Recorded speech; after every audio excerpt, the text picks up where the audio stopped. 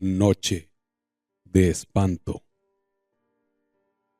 Muchas veces había ido al amanecer a la casa de mi mejor amigo y él a la mía, pero era la primera vez que iba al amanecer en la hacienda de sus padres, como él le llamaba, pero en realidad era una casucha entre grandes árboles. También había estado ahí varias veces, pero era la primera vez que íbamos a amanecer. Estábamos él y yo solos. Sus padres subirían por la mañana, así que teníamos toda la libertad para hacer lo que quisiéramos. Bueno, no es como que quisiéramos hacer algo raro, solo reírnos y fumar algunos cigarrillos. La casa estaba bastante alejada de cualquier otra, y por eso era tan grato estar ahí.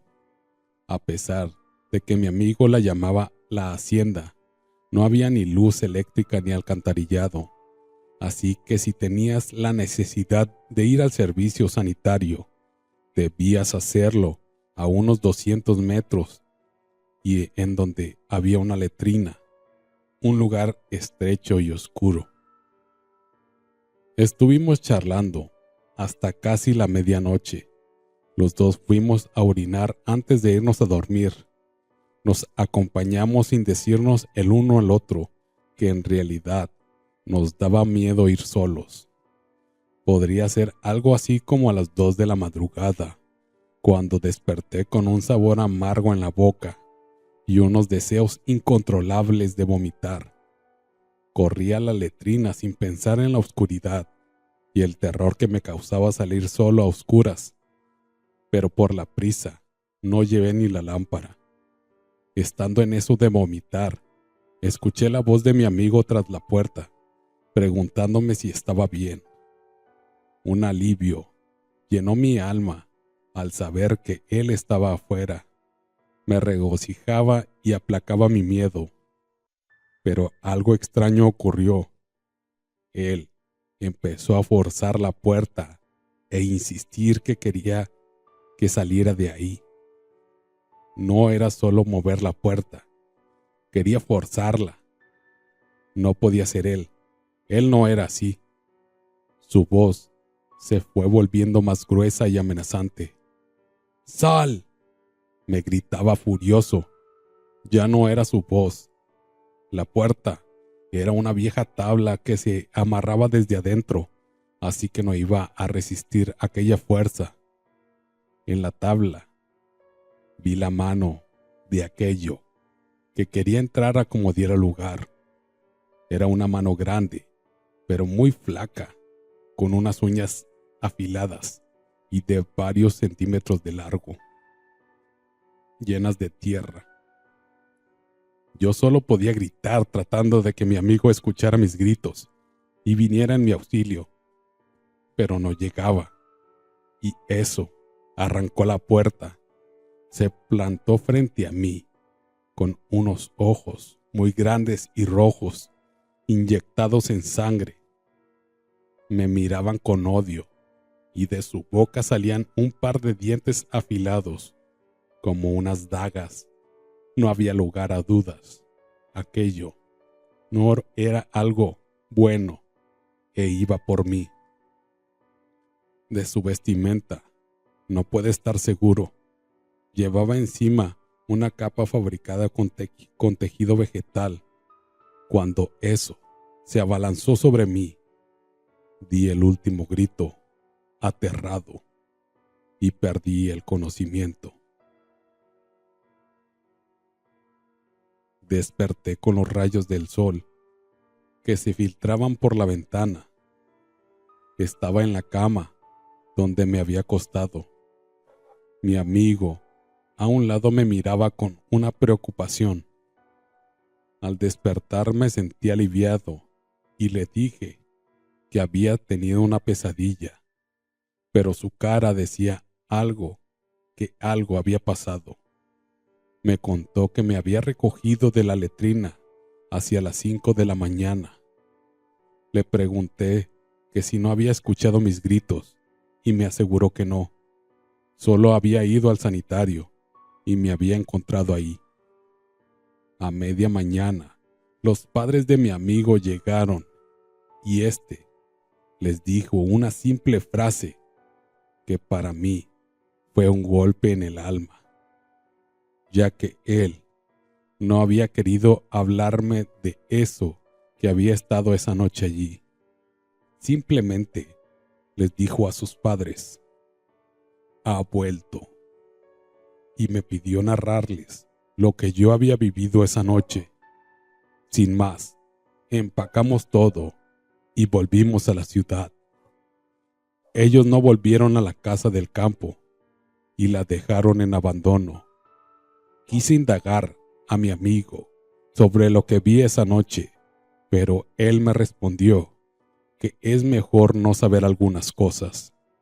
Desde ese terrorífico encuentro, cuando me acuesto muy cansado, sueño con ese endemoniado ser que quiere atraparme con sus ojos rojos y sus inquietantes colmillos y uñas.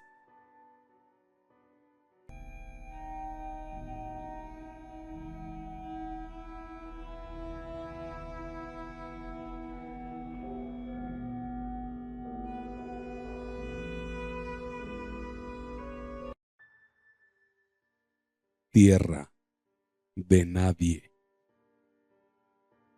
A la joven y bella Kit Kelly le costaba olvidarse del gentil Jim Taylor. Le había dado pena su trágico final. Casi se sentía culpable por haberlo seducido y por distraerlo para que lo emboscaran. Ahora que el hombre se retorcía de dolor con sus huesos quebrados y mal herido sobre el piso de hormigón del sótano tras la violenta caída.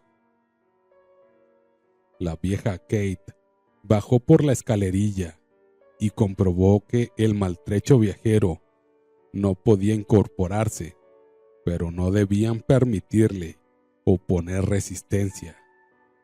Era preciso rematarlo. Arriba, expectantes, aguardando la información de mamá Kelly, estaba su marido William y su hijo Bill. Cuando se enteró de que Taylor aún vivía, el viejo fue hacia la ventana y gritó llamando a su hija, que se encontraba fuera.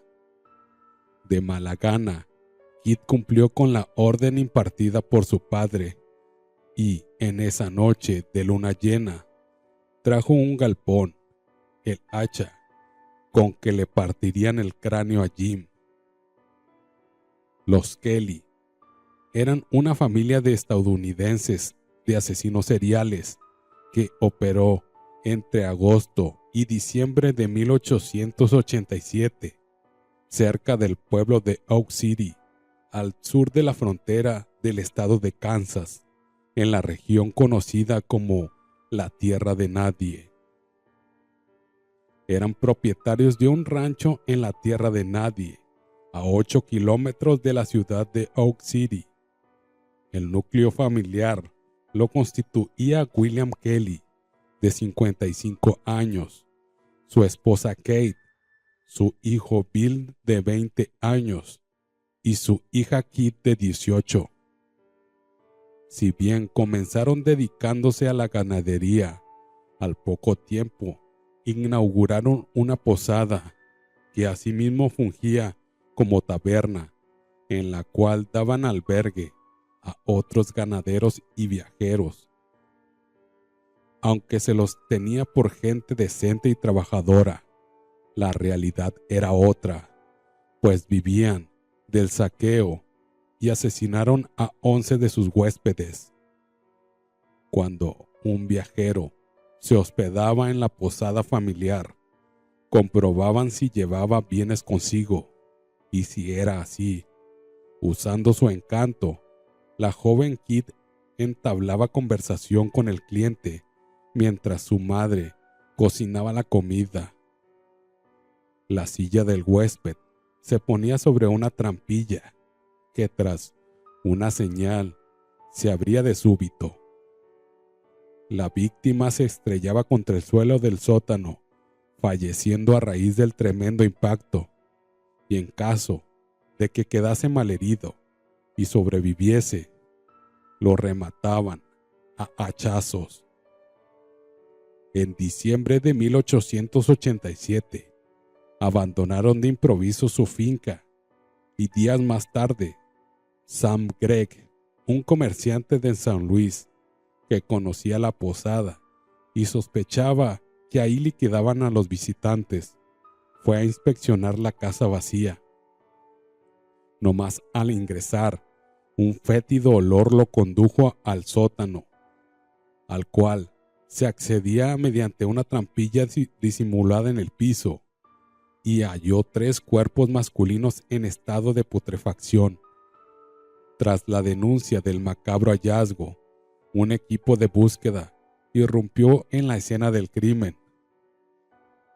Al escarbar en torno al granero, advirtieron un palmo de tierra suelta próximo a la entrada, y cuando desenterraron, descubrieron otro cuerpo con el cráneo roto y un hacha con trozos de carne humana en su filo.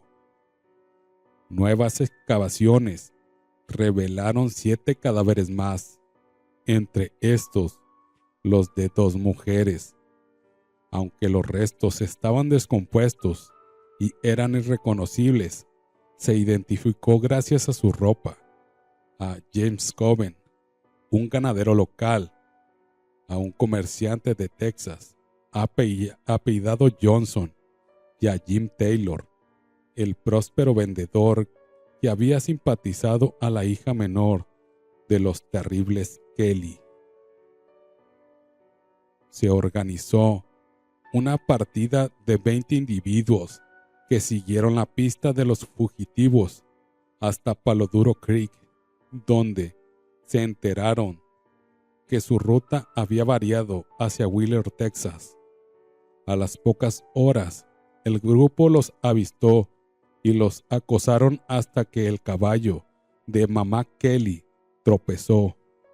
La jinete cayó y falleció tras romperse el cuello. Rato después, los vaqueros dieron caza a Bill y a Kit, aunque papá William logró escapar. Tras ser capturada, la chica rogó clemencia, alegando que sus padres la habían forzado a participar, pero su hermano la reprendió por su cobardía de negar que era tan culpable como el resto. De nada valieron sus súplicas. Trajeron 2 sogas y los ahorcaron a un árbol, ejecutando así una implacable justicia por mano propia.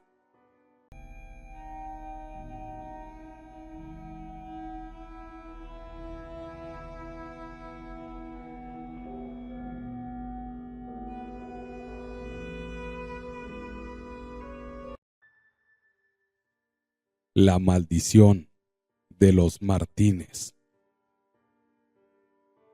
La familia Martínez era conocida en todo el pueblo de Valderias por su prosperidad y amabilidad. Poseían una extensa finca donde cultivaban los mejores frutos de la región y eran respetados por todos.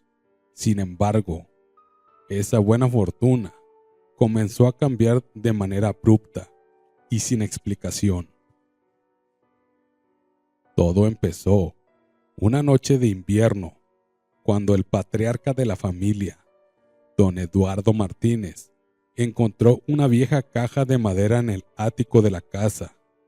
La caja estaba cubierta de polvo y tenía grabados extraños que ninguno de ellos reconocía. Al abrirla, encontraron un antiguo espejo con un marco tallado de forma exquisita, pero inquietante. Sin saber de dónde había salido ni qué hacer con él, lo colocaron en el salón principal, pensando que podría ser una pieza interesante. Desde ese momento, cosas extrañas comenzaron a suceder. Mariana, la hija menor, empezó a hablar con alguien invisible en su habitación. Decía que una mujer reflejada en el espejo le contaba historias perturbadoras cada noche. Al principio, la familia pensó que eran imaginaciones de la niña, hasta que otros miembros de la familia también empezaron a tener visiones y pesadillas. Las noches se llenaron de ruidos inexplicables, pasos en los pasillos, susurros en las paredes y puertas que se cerraban de golpe sin motivo. Don Eduardo empezó a enfermarse sin razón aparente. Los médicos no encontraban nada físico, pero su salud se deterioraba rápidamente. Su esposa, doña Clara, notó que la imagen en el espejo parecía cambiar, reflejando rostros distorsionados y escenas macabras que no correspondían a la realidad. Desesperados, los Martínez acudieron a la iglesia del pueblo. El sacerdote, al escuchar la historia, les habló de una antigua leyenda sobre una mujer acusada de brujería siglos atrás.